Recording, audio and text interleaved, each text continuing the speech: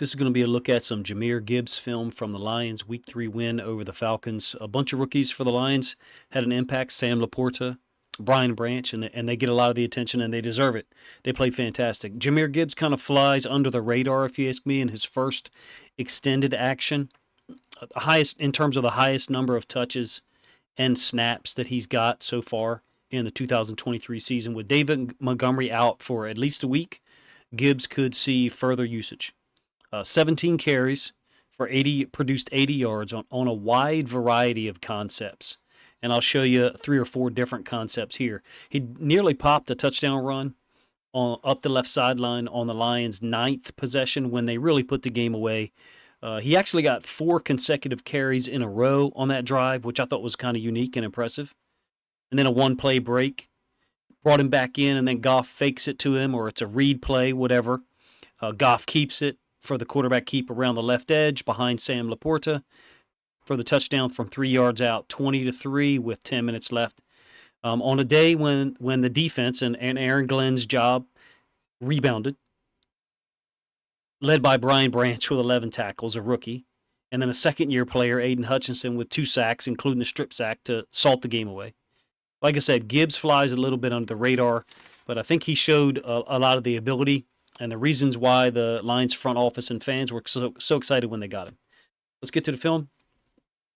First one, first possession, going to be a lead outside zone stretch concept. He cuts off the fullback's path here, and what I mean by that is he chooses to detour from the fullback's path.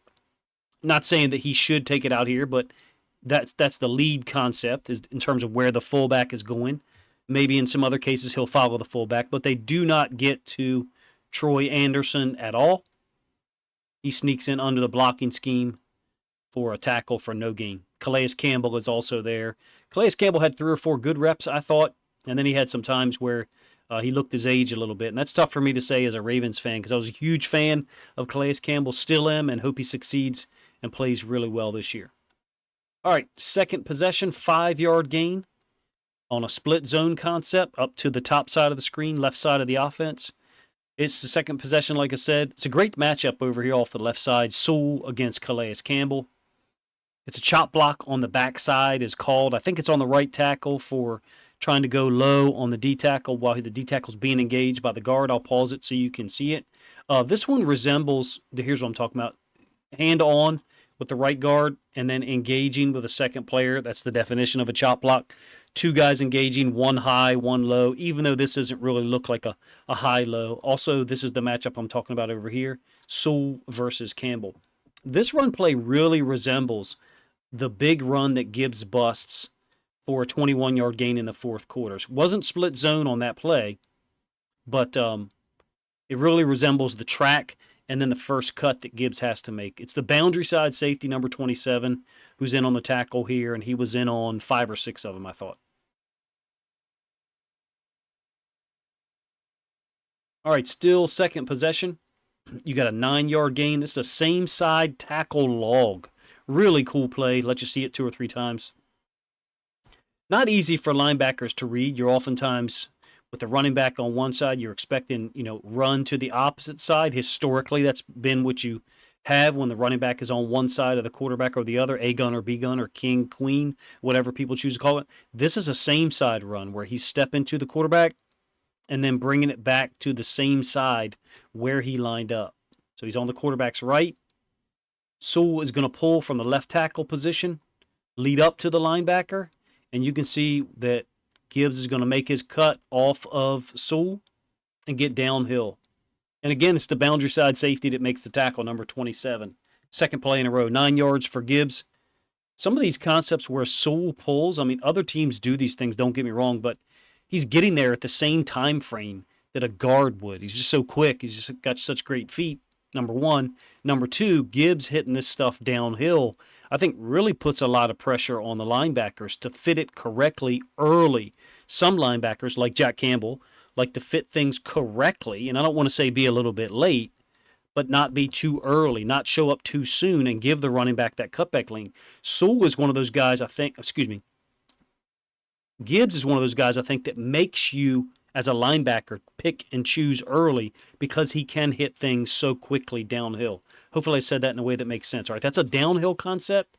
And then this play that I picked next, it did happen on the 4th possession for 9 yards, but it's a totally different concept. It's an outside sweep concept. Call it whatever you want. People call it wide zone. It's just buck sweep for me.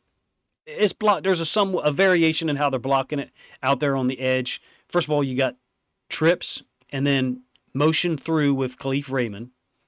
And then instead of the receiver or the tight end, pinning people down, this receiver is just doing the smart thing. He suspects man, so he just runs the guy off. Additionally, Laporta is doing a nice job on this D end, sealing the edge, and that allows these two linemen to get out here to the outside. It's a really great run through by the backside inside linebacker, Troy Anderson. I'll let you see the inside linebacker. I'll let you see the end zone angle view this time so you can see the inside linebacker I'm talking about. It's 44. Gibbs just skirts out of it. 9-yard gain. Cool play, cool run through. I love linebacker play, so I'll let that flow one more time through so you can see Anderson. I thought he played a pretty good game. This is excellent usage for Gibbs. Give him the opportunity to press it, hit the front side, or hit downhill like typical buck sweep, or carry it to the outside, which is not exactly where buck sweep is designed to go. So if you're a wing T guy and you're listening, I am aware of that it's not an actual sweep play that's designed to get to the sideline. But here's the run through for Anderson on the backside. Great angle, unable to finish the play. Gibbs is waiting to accelerate, I think, and then when he sees Anderson there, tries to skip out of it, does for a 9-yard gain. Tough guy to bring down. You saw that in the Chiefs game. 4th possession, 2nd and goal. Wham trap. My favorite play in the NFL this year. For real, the Ravens and the Lions are using it, so the two teams that I do film study of are both utilizing this. Wham trap. I mean, look at the gap that is opened by the down trap from Laporta. Sewell stepping out. The center, I think, or left guard, working up here. Just an amazing football play from the standpoint of opening up a downhill gap for Gibbs. My editing messed up there. There's a little bit jig in the frames. My apologies. That was the center working up to that side. I was wrong. Got up to the linebacker. Downhill for Gibbs, 8 yards. Great concept, great angles, if you ask me. And I think, again, smart to run this with Gibbs. Some people would say, it's an inside run.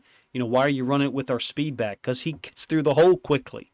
And the timing of this is amazing. And you're talking about a 7-foot gap there. Beautiful concept, very intricate. If it's the first time you've seen Wham trap or heard someone talk about it, it's a cool play. It's a trap concept. Some people call it a 3-man trap. If you're a Lions fan and you're listening to some of my content or checking out my content, there's a Ravens content creator that covers things very well. Also, his name is EA or Edgar Allen. Does a great job. Kind of underrated in terms of total number of followers. Trying to help him get his channel accelerated in terms of subscribers. And he broke down this play concept before I did when the Ravens ran it before. Cool stuff. All right, 6th possession, another same side run. It's a counter.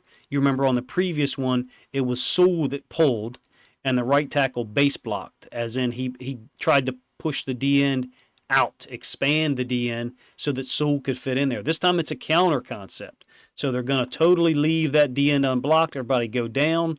You're supposed to get a kick by the guard and then the wrap by Sewell. Well, the Falcons wrong arm it, number one. It ends up being, I think, a 4-yard gain. The Falcons wrong arm it with the D end. So that means is he doesn't set it inside. He takes his outside shoulder and digs it to the inside of the pulling lineman. In this case, it's 73. So here's what I'm talking about right here. You can see the shock that D end delivered to 73. He didn't set it inside. He didn't try to stay on the outside. He intentionally wrong-armed it to make the run have to bounce outside. Cool execution because A.J. Terrell, the corner, to the boundary, folds inside, makes the tackle on Gibbs where it looked like he had an opportunity to get more yards. That's how difficult things are in the NFL. But you're going to see the D end up here is the guy who wrong arms, and that's Terrell who makes the tackle. Basically, he's spilling it out to someone to gap exchange, usually an inside linebacker. In this case, it happens to be Terrell because Sewell has gone all the way from his left tackle position to go get the inside linebacker to the boundary. I'll show you one more time from the end zone angle so you can see how far Sewell traveled. This is the boundary side inside linebacker 44. 73 is going to pull, get collisioned by that tackle. Sewell adjusts his path and goes outside of 73, goes up to get 44.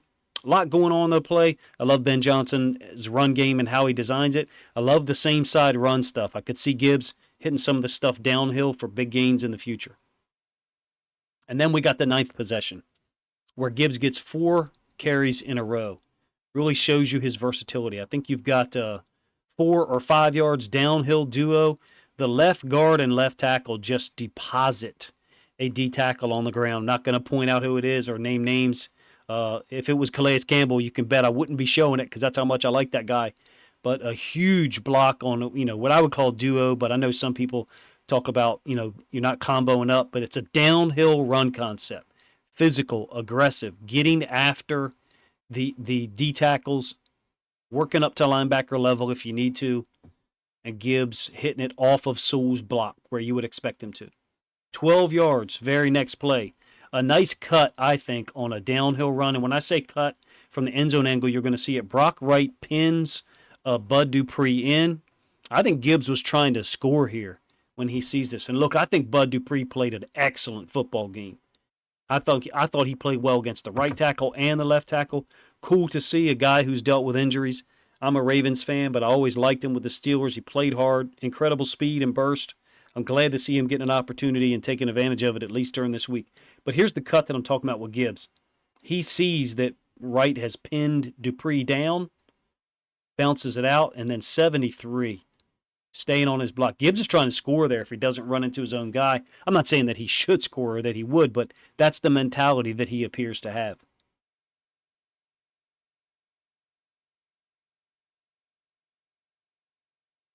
Second carry in a row there. Third one, damn near scores. This time he avoids number 23. Huge job by the left guard, 73. Getting out there, expanding the gap. You'll see the end zone angle, what I'm talking about, on 90.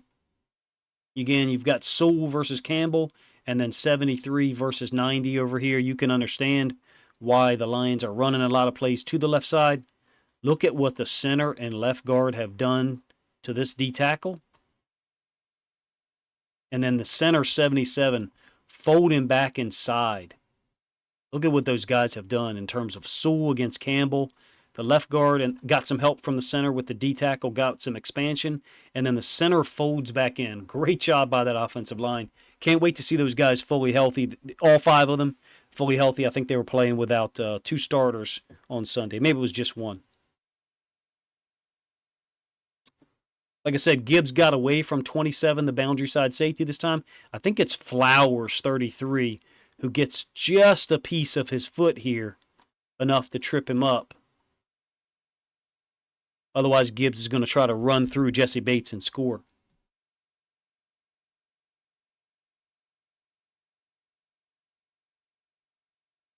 Last one, 4th carry in a row for Gibbs. 0-yard gain. This time, Bud Dupree gets the better of Brock Wright, stands him up, broadens him up vertically, and then A.J. Terrell comes in from the outside and finishes him off. Tough finish for Gibbs. I definitely wanted to see him get a touchdown at some point during this game. 17 carries, 80 yards. I think he had 2 catches. Maybe it was 1 catch. So not as much impact in the pass game. It's not a good thing for David Montgomery to be out, certainly. You want to have all of your weapons healthy. But I will say this. It gives Gibbs an opportunity to run a real wide variety of concepts and not be pigeonholed into 1 or 2 types of runs. I think it also gives Ben Johnson the opportunity to be less predictable over time. There was some talk after the Chiefs game that Montgomery was used on a lot of inside zone stuff, some outside zone stuff, and Gibbs was used on sweep stuff to the outside. There's a little bit of truth to that, don't get me wrong. But after Montgomery's out for a week or 2 or maybe even 3, God forbid, some of those tendencies, some of those patterns will be minimized. Let me know what you think of Gibbs' play and my breakdown, the plays that I chose to show you. I think he showed a tremendous amount of explosiveness, still very difficult to tackle, and a guy who looks to be able to hit things downhill when he's trying to hit home runs. Appreciate you guys' time. If you think other Lions fans would enjoy this content, please consider grabbing a link to this video and sharing it out on social media to help this content get more reach.